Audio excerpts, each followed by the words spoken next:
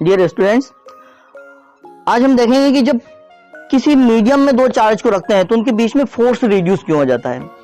जब electric field में किसी मीडियम को रखते हैं तो उस मीडियम के अंदर इलेक्ट्रिक फील्ड रिड्यूस क्यों हो जाता है। ये सब बातें हमको देखने के लिए उसका मॉलिक्यूलर स्ट्रक्चर देखना पड़ेगा।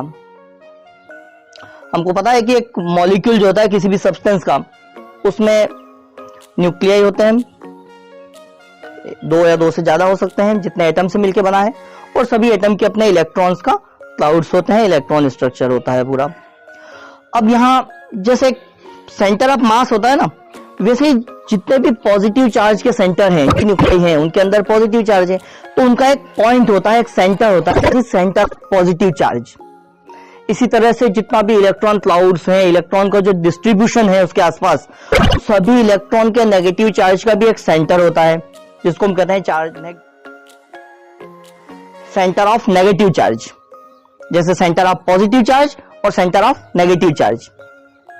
मॉलिक्यूल तो न्यूट्रल होता है, दोनों का चार्ज तो सेम है, और नॉर्मली क्या होता है कि पॉजिटिव चार्ज का सेंटर और नेगेटिव चार्ज का सेंटर कोइंसाइड होते हैं, एक ही पॉइंट पर होते हैं। बट कुछ मॉलिक्यूल्स ऐसे होते हैं जिनमें पॉजिटिव चार्ज और नेगेटिव चार्ज के सेंटर कोइंसाइड नहीं होते हैं, थोड़े से शिफ्ट हो जाते हैं। ये कुछ अलग अलग रीजन की वजह से हो सकता है, जैसे दोनों, या जैसे HCl, इलेक्ट्रोनेगेटिविटी दोनों की अलग अलग होती है, तो हाई इलेक्ट्रोनेगेटिविटी की तरफ इलेक्ट्रॉन शिफ्ट हो जाते हैं, इलेक्ट्रॉन पेयर जो शेयरिंग का है, तो उसकी वजह से क्लोरीन पर थोड़ा नेगेटिव चार्ज आ जाएगा, हाइड्रोजन पर पॉजिटिव चार्ज। इस तरह से पॉजिटिव और नेगेटिव चार्ज के सेंटर सेपरेट हो जाते हैं, तो हमको दो चार्ज मिल जाएंगे, positive and negative in equal amount, और उनके बीच में बहुत ही स्मॉल डिस्टेंस हो जाएगी। तो इस तरह के जो मॉलिक्यूल्स होते हैं उनको बोलते हैं इलेक्ट्रिक डाइपोल। तो ये इलेक्ट्रिक डाइपोल बन जाते हैं कुछ सब्सटेंस के मॉलिक्यूल्स, तो इनकी वजह से इसका बिहेवियर इलेक्ट्रिक फील्ड में चेंज हो जाता है। तो उसको हम देखेंगे कि क्यों हो जाता है, डाइपोल बनने की वजह से क्या होता है, और वही रिस्पॉन्सिबल है सारे सब्सटेंस की प्रॉपर्टीज के लिए जो इलेक्ट्रिक फील्ड में रखने पर वो शो करती है।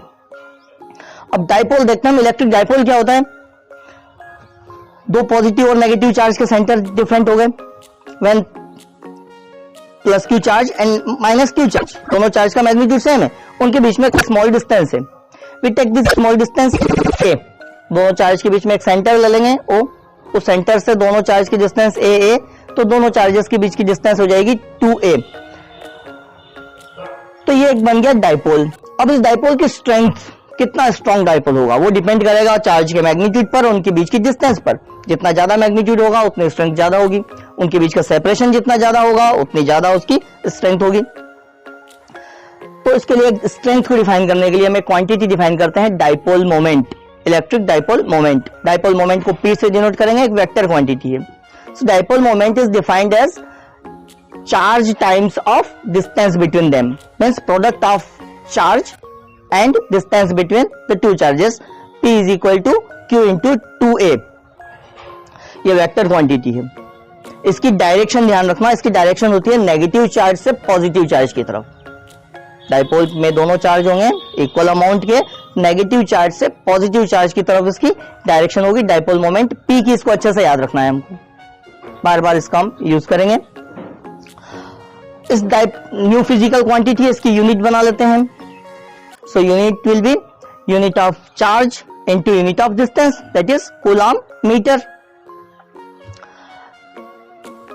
Now अब हम देख सकते हैं कि ये डाइपोल, ये मॉलिक्यूल जो डाइपोल है, इसको जब हम इलेक्ट्रिक फील्ड में रखेंगे तो उसका क्या रिस्पॉन्ड होगा। सिंप्लिसिटी के लिए हम इलेक्ट्रिक फील्ड यूनिफॉर्म ले लेते हैं कि सपोज एक यूनिफॉर्म इलेक्ट्रिक फील्ड E है, मैग्नीट्यूड और डायरेक्शन दोनों में यूनिफॉर्म है। इसमें एक डाइपोल को रखा हमने, सपोज किसी एंगल थीटा पे रखा है।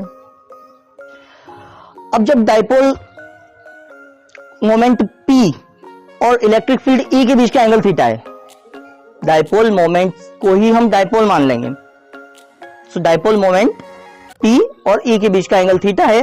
अब देखो, जब इलेक्ट्रिक फील्ड में दोनों चार्ज रखे हुए हैं, प्लस क्यू माइनस क्यू, तो दोनों पे फोर्स लगेगा। Since electric field is uniform everywhere and magnitude of charges are also same, so force on both charges are same।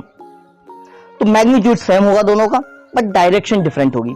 अब पॉजिटिव चार्ज पर फोर्स किस डायरेक्शन में लगेगा, कि हमने इलेक्ट्रिक फील्ड की डायरेक्शन डिफाइन करी थी, कि जिस डायरेक्शन में पॉजिटिव चार्ज पे फोर्स लगता है वो इलेक्ट्रिक फील्ड की डायरेक्शन होगी। मींस पॉजिटिव चार्ज पे फोर्स किस डायरेक्शन लगेगा, इलेक्ट्रिक फील्ड की डायरेक्शन में।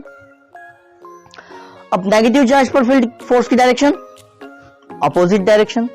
सो F is equal to Q into E and F is equal to minus Q into E. In vector form लिखेंगे तो F की डायरेक्शन E के अपोजिट हो जाएगी माइनस की वजह से। तो दोनों फोर्स अपोजिट हैं बट इक्वल हैं, so net force will be zero. तो ऐसे मॉलिक्यूल पर जो डाइपोल है इलेक्ट्रिक फील्ड में रखेंगे तो उसका कोई मूवमेंट नहीं होगा, because net force is zero, उस पर कोई फोर्स नहीं लग रहा है नेट फोर्स। बट दोनों जो इक्वल एंड अपोजिट फोर्स है ये सेम पॉइंट पे नहीं है, डिफरेंट डिफरेंट पॉइंट पर है, तो इसकी वजह से उस पर एक टॉर्क लगेगा जो उसको रोटेट करेगा। तो let's calculate torque acting on this dipole. We know that torque is equal to force into perpendicular distance between the two forces. Here force is F and perpendicular distance. We can take that dipole AB and that perpendicular distance will be AC. So F into AC is torque. Now in this triangle ABC,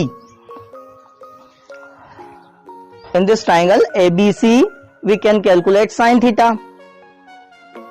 By geometry we can see that angle theta is angle between E and P, so this angle also will be theta. So sin theta is equal to AC upon AB. So AC is equal to AB sin theta. And what is AB? AB is distance between the two charges, that is denoted by 2a. So this is F into 2a sin theta. F is QE, so torque is equal to QE into 2a sin theta.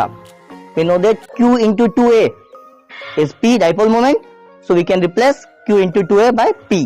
So this becomes PE sin theta. Torque tau is equal to PE sin theta. But torque is vector quantity, so we can write in vector form. Vector tau is equal to P cross E. यहाँ जो torque लगेगा वो होगा P cross E. Direction of P cross E will be perpendicular to both P and E.